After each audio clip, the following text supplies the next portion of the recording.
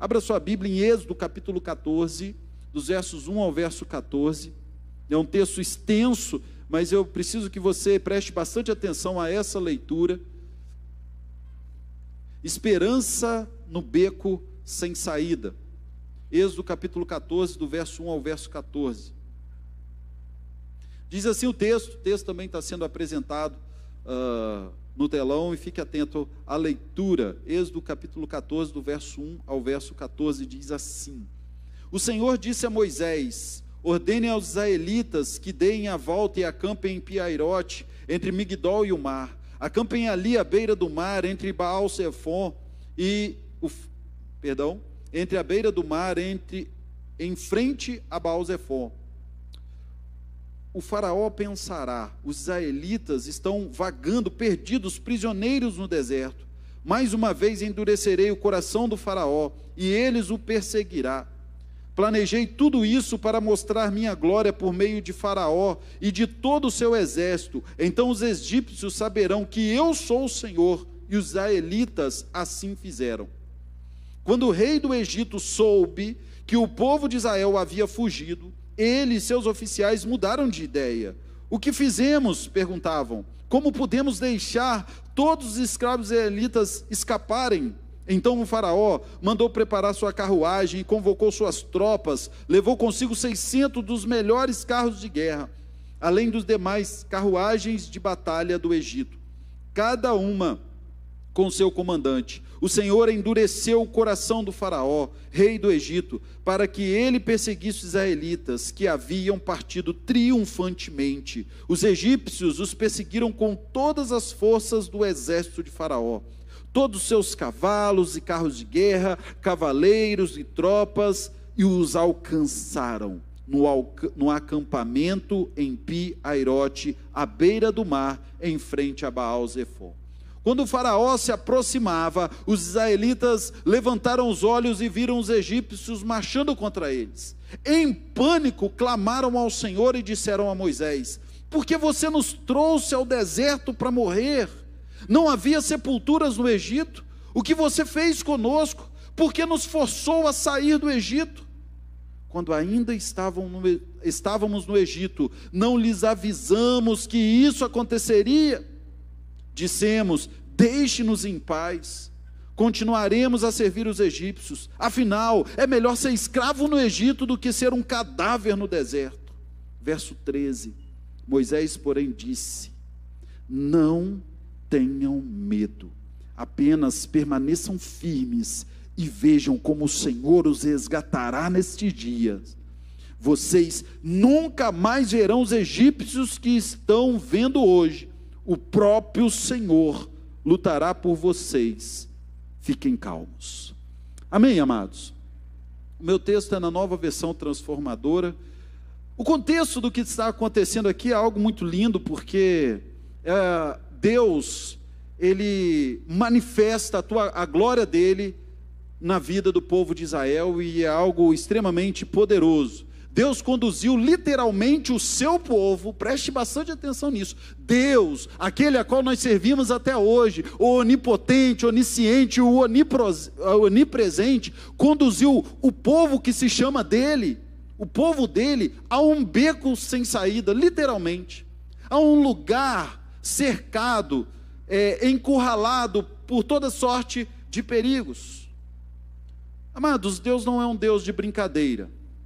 Nesse momento aqui, poderia até parecer isso. Que Deus é esse? Que traz o seu povo, que há poucos momentos atrás, tirou esse povo de uma escravidão de anos, agora faz esse povo retroceder, se acampar num lugar onde eles não haviam saída para aquele lugar. Deus não é um Deus de brincadeira.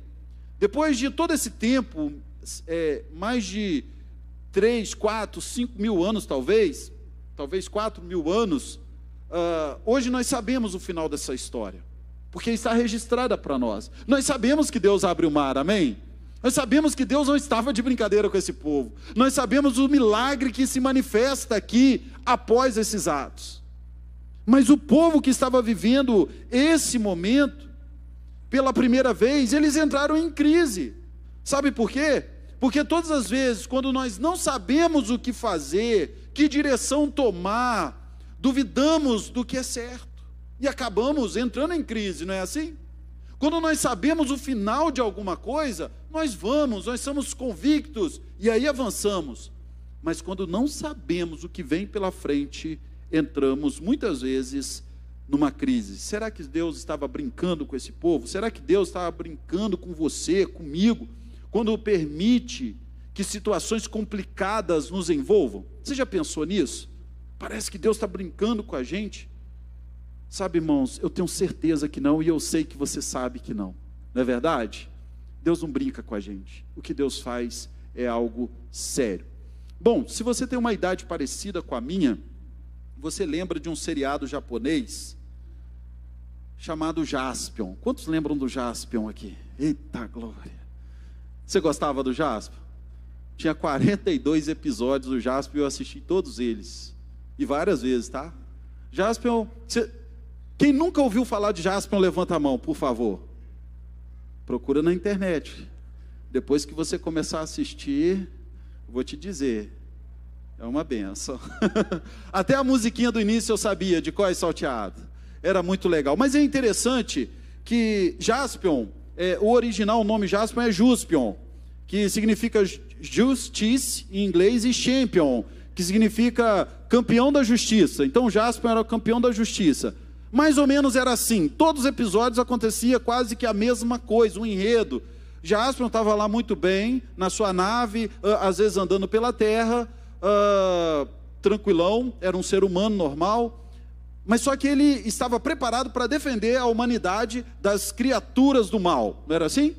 E a criatura do mal se manifestava junto com outros inimigos, querendo destruir a terra, querendo acabar com a humanidade, mas Jaspion se transformava, colocava aquela armadura, né? Vinha aquele raio e a sua armadura ali aparecia. Seriado japonês é muito legal, né, Chiquinho? É muito bom. E os de antigamente melhor ainda. E é interessante que ele pegava a sua espada e derrotava o inimigo. O inimigo vinha contra ele, eu estou resumindo aqui, mas era mais ou menos assim, todos os episódios, e ele saía, né, com a sua espada depois de uma bola de fogo de destruir o inimigo. Mas aparecia uma criaturinha terrível em todos os episódios, chamado Gyodai, não é isso? O Gyodai aparecia e lançava um raio sobre aquela criatura vencida e transformava aquele infeliz num gigante. E diante disso, a humanidade corria perigo.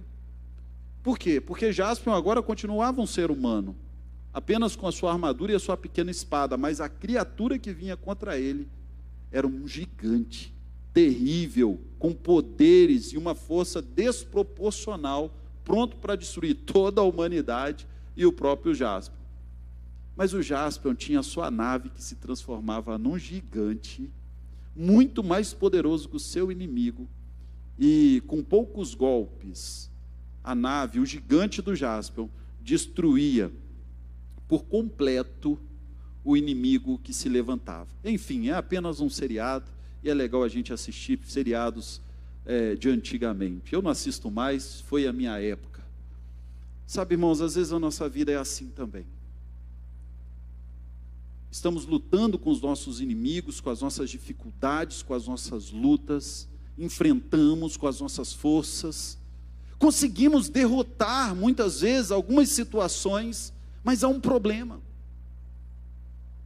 Parece que chega alguns momentos que depois de vencermos as nossas batalhas, elas, como que num passe de mágica, é claro que figuradamente falando, como de uma situação, aquilo que acabamos de vencer vem sobre nós ainda pior, mais poderoso, oprimindo ainda mais, sufocando ainda mais, trazendo ainda mais sofrimento. Nos vemos cercados por situações complicadas, desproporcional às nossas forças. E aí, como um bom ser humano, esperamos, ficamos na expectativa, como Jaspion, de aparecer um gigante para nos ajudar, mas nem sempre esse gigante aparece, e aí causa dor no nosso coração. Nem sempre as coisas acontecem do jeito que a gente espera, nem sempre a gente consegue derrotar aquilo que vem sobre nós, e aquilo ainda continua pressionando por todos os lados. Será que Deus não entrará com a sua providência? Pensamos. Será que Deus se esqueceu de mim? Será que chegou o meu fim? Não, querido. Talvez você esteja vivenciando um momento assim hoje na sua vida, ou vai vivenciar, mas creia, todas as vezes que Deus permitir esses momentos chegarem na sua vida, é porque Ele tem algo muito grande para manifestar sobre você. Deus continua sendo Deus. Não importa as circunstâncias que te envolvem, não importa a situação que está ao seu redor, Deus continua sendo Deus. Mas a questão aqui, quando olhamos para esse texto, a questão que precisamos pensar hoje aqui, e é um texto muito conhecido, eu mesmo já preguei várias vezes sobre ele, mas algo mexeu comigo essa semana. Eu falei: Senhor, é sobre isso que eu quero falar. Aquilo que o Senhor falou comigo, que o Senhor fale ao coração do teu povo nessa noite. Amados, a grande questão aqui é: o que a gente pode fazer quando nos deparamos numa situação como essa? O que a gente pode fazer quando a gente se depara num beco sem saída? Olhamos para frente, nada, nenhuma luz no final do túnel. Olhamos para os lados, ninguém, nenhum braço estendido para nos ajudar. E aí, quando olhamos para esse texto, algo revelador vem sobre as nossas vidas, nos dando esperança para continuar. E assim como o povo de Israel, Deus nos ensina a continuar obedecendo em meio ao beco sem saída. Se você quer renovar sua esperança, continue a obedecer. No verso 15, o texto diz o seguinte: então o Senhor disse a Moisés: por que você está clamando a mim? Diga ao povo que marche. É interessante que às vezes o tempo passa e a gente se envolve com tanta coisa na nossa vida e começamos a esquecer aquilo que Deus nos disse lá atrás. Às vezes é assim no casamento. Esquecemos que depois de alguns anos de casado, esquecemos que casamento é algo que precisa ser firme nas dificuldades e na alegria.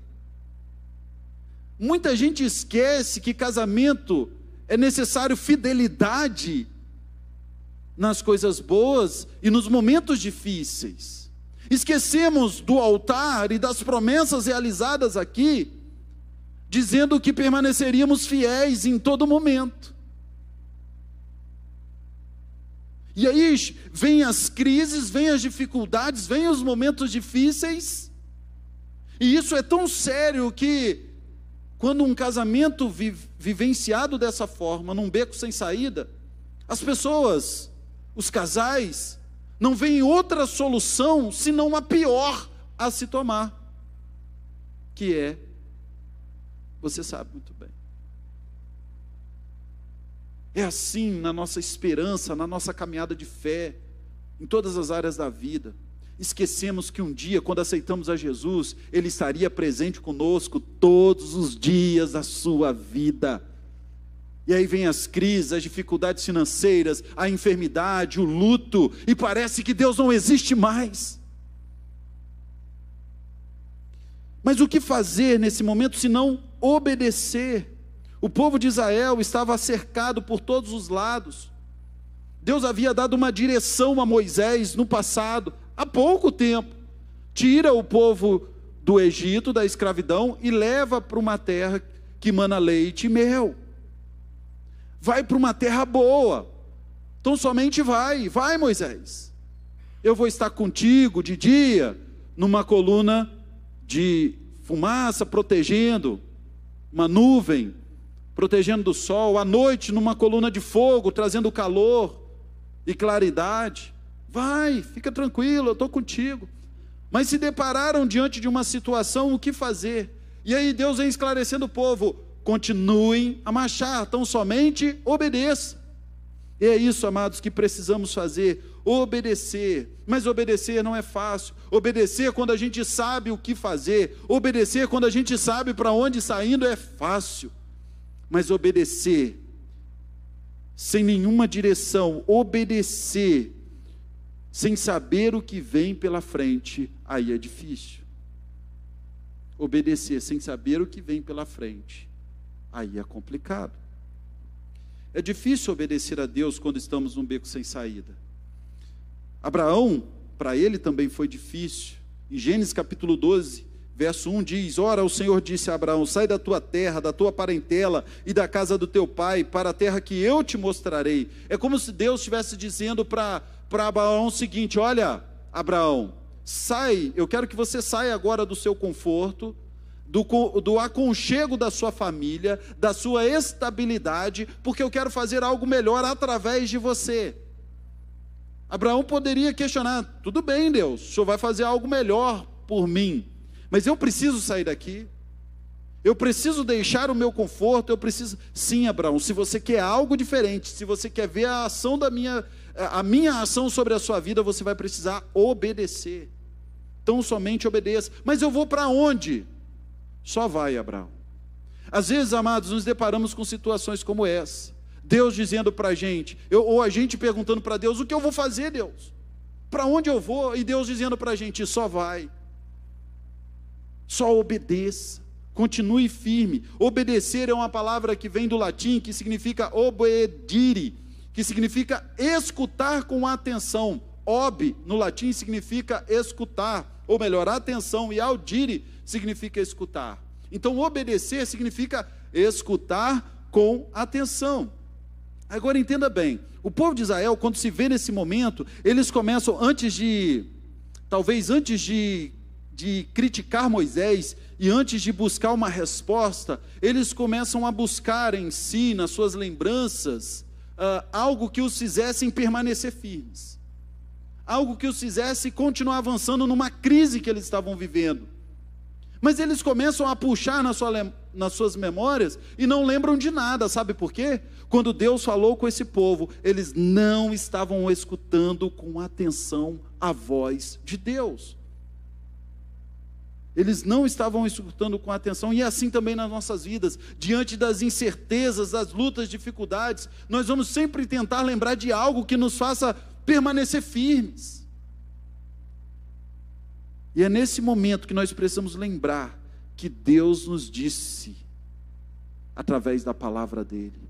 Então, querido, se você se vê cercado em momentos como esse, escute com atenção a palavra de Deus na sua vida. Talvez você esteja vivenciando um tempo difícil, talvez não, está tudo muito bem, glorifique a Deus, mas nós somos humanos, e o mundo é instável, e talvez dias difíceis virão, mas nos momentos difíceis, escute com atenção aquilo que Deus diz através da palavra dele sobre a sua vida. Amém, meus irmãos? O que fazer nesses momentos de beco sem saída em nossas vidas? Segundo, dar passos de fé. Verso 16: tome a sua vara e estenda a mão sobre o mar, divida as águas para que os israelitas atravessem pelo meio do mar em terra seca. Imagina a cena aqui comigo, queridos.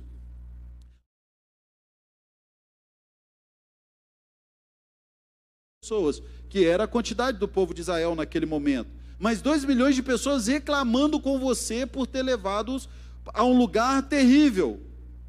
2 milhões de pessoas reclamando, cercado por todos os lados de situações impossíveis de serem resolvidas. Era assim que esse povo estava. E aí você fala o seguinte para esse povo: não sei como você consegue falar para 2 milhões, não sei como Moisés conseguia, mas uma coisa é certa: o povo ouvia, às vezes. E aí então você fala o seguinte: deixa eu ir ali no canto, no meu momento, eu vou pensar o que fazer diante dessa situação. Ou eu vou falar com Deus, que nos tirou de lá, e Ele nos deve dar uma solução plausível para a dificuldade que a gente está enfrentando. E Moisés vai se encontrar com Deus, e você vai se encontrar com Deus. E aí você volta e precisa dar uma resposta a esse povo que está revoltado e desesperado, porque o exército de Faraó, diz o texto, já estão alcançando o povo no acampamento. E a resposta que você dá é muito lógica: olha, gente, o negócio é o seguinte, nós vamos continuar marchando. Ah, sim, Moisés, muito bem.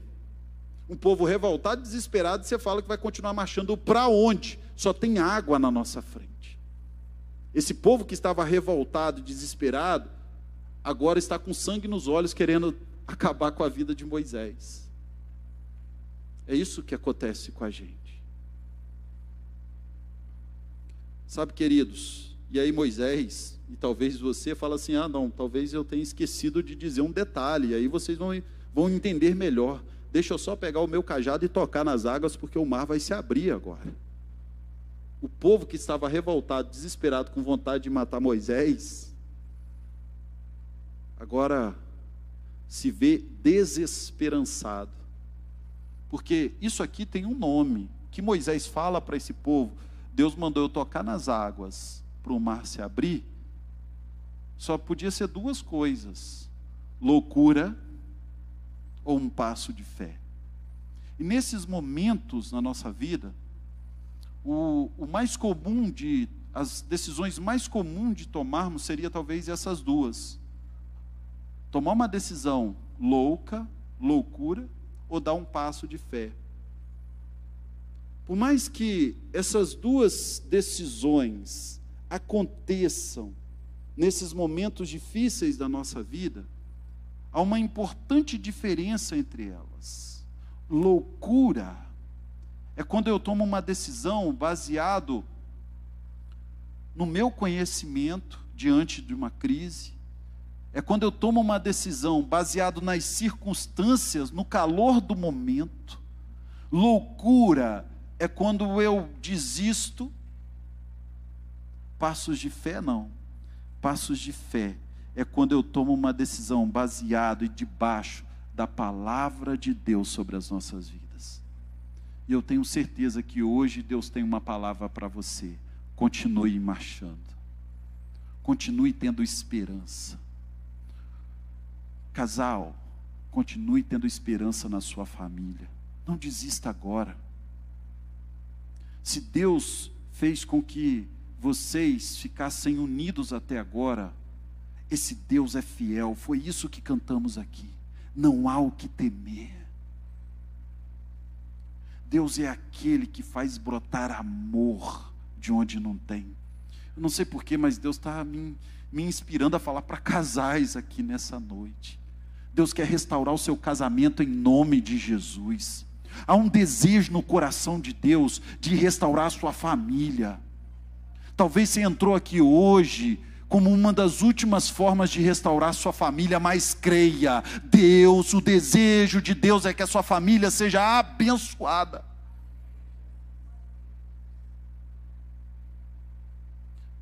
Nenhum pecado, nenhuma crise, nenhuma situação pode destruir uma instituição criada por Deus. Pode dificultar, pode abalar, pode trazer crises, mas em nome de Jesus, quando o casal, a família se rende aos pés de Jesus, nada e nem ninguém pode separá-los. O que Deus uniu, não separará o homem. Você tem uma palavra de Deus sobre a sua família. Creia nisso, família. Então, queridos, diante desse beco sem saída, sem saber o que fazer, nós precisamos obedecer a Deus, continuar obedecendo. Como? Não sei, continua obedecendo, vai. Tem um ditado que diz: corra se não der para correr, caminhe se não der para caminhar, se arraste, mas não pare, não pare, não pare. Vai, porque chega momentos que a loucura precisa dar lugar a passos de fé. Não toma decisão baseada nas suas circunstâncias, porque isso não é fé, isso é fato. E tomar decisão baseada em fatos é carnal. E nós somos crentes, e nós já somos cidadãos dos céus que mora nessa terra. Você crê nisso? Então, se você é um cidadão do céu, você já está vivenciando coisas que há no céu. E quem é cidadão do céu não toma decisão baseada naquilo que se vê, toma decisão baseada naquilo que não se vê, naquilo que está escrito na palavra de Deus sobre as nossas vidas. é decisão de fé, passos de fé. Para alguns pode ser loucura, mas para aquele que serve ao Senhor é decisão baseado na palavra de Deus. O que fazer nesses momentos de beco sem saída em nossas vidas? Por fim, esperar pela manifestação da glória de Deus. Verso 18 diz o seguinte: quando a minha glória se manifestar por meio de Faraó e de seus carros de guerra e seus cavaleiros, todo o Egito verá e saberá que eu sou o Senhor. Querido, deixa eu te dizer uma coisa: quando tudo que você faz não estiver dando de resultado, quando todas as portas já se fecharam para você, quando tudo parece que não há mais saída, descansa no Senhor. Amém?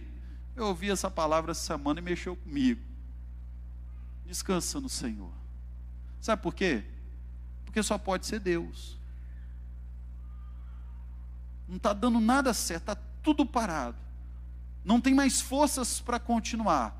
Descansa, porque Deus há de manifestar algo maior através da sua vida. São nesses exatos momentos que o Senhor vai usar até os seus problemas. Guarda isso no seu coração. Deus vai usar até os piores dos seus problemas para manifestar a glória dele sobre a sua vida.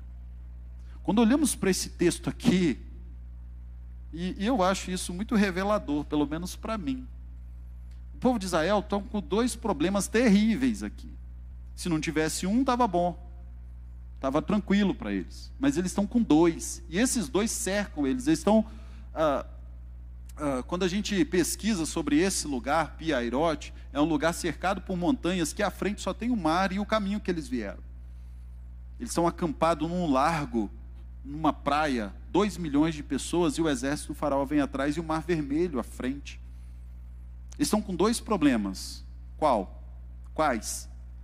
O exército de faraó, armado até os dentes, com sangue nos olhos. Nós acabamos de ouvir isso do texto. E qual o outro problema? O mar vermelho, não é isso? Mas como que Deus é poderoso, irmãos? Deus mostra tanto para faraó, para Moisés, para o povo de Israel e para o povo do Egito, que ele usa um problema para acabar com o outro. Ele abre o mar vermelho e faz o exército de faraó a se afogar no mar vermelho. É isso que Deus vai fazer na sua vida, meu irmão. Ele vai usar as paredes que te cercam para trazer libertação para a sua vida. Em 1980, nasce uma menina nos Estados Unidos chamada Helen Keller. Você já provavelmente já ouviu a história de Helen Keller. Helen Keller nasce com um problema, com uma dificuldade, e antes de completar 2 anos, ela já era surda e muda, ou cega e surda muda, né? Ela era cega e surda muda, antes de completar 2 anos. E por conta dos seus pais não saberem como lidar com a situação, com muita liberalidade, eu vou resumir a história aqui. Essa menina, ela tenta se comunicar, mas como se comunicar sem conseguir enxergar, sem conseguir ouvir? E os pais deixam ela à vontade porque não sabe lidar com isso, e ela vai crescendo violenta porque acha que o mundo todo é dela e do jeito dela, e com 6 anos já era uma criança extremamente violenta. E então com 6 anos seus pais decidem buscar ajuda para Helen Keller, para sua filhinha, porque eles não sabem mais o que fazer. E aí eles procuram a escola local, e o diretor da escola local entrega esse caso para uma das suas ex-alunas, chamada Anne Sullivan, de 20 anos, mas também que era cega. Os pais se assustam num primeiro momento, mas já não havia mais nada o que fazer para trazer resolução para essa garotinha chamada Helen Keller. E Anne Sullivan vai até a casa dos Keller, conhece Helen Keller, percebe a dificuldade do problema que ela estava vivenciando e queria vivenciar, mas ela se doa por completo a cuidar dessa garotinha, a estar ali todos os dias. Ela se muda para essa casa e começa a desenvolver algum tipo de comunicação com essa garotinha, e usa tudo que ela tem, uma bonequinha que ela tem, começa a usar como forma de comunicação. O tato dela, a forma com que ela tocava em suas mãos, nos objetos e tudo mais, fez com que Helen Keller conseguisse desenvolver tanto a linguagem de sinais, como o braille, e ela conseguiu desenvolver. Helen Keller, depois dos 20 anos, escreveu a sua própria biografia, com as suas próprias mãos, e durante toda a sua vida, elas viveram juntas por 49 anos, e Anne Sullivan transmitindo e ajudando, sendo ajudadora de Helen Keller. Helen Keller escreveu, ao final da sua vida, até o final da sua vida, 12 livros, uma garotinha que nasceu cega, surda e não conseguia se comunicar. E é interessante que Helen, além de publicar esses 12 livros, ela foi condecorada pelo presidente dos Estados Unidos com a Medalha da Liberdade, o maior reconhecimento civil que alguém pode receber. Sabe por que isso aconteceu?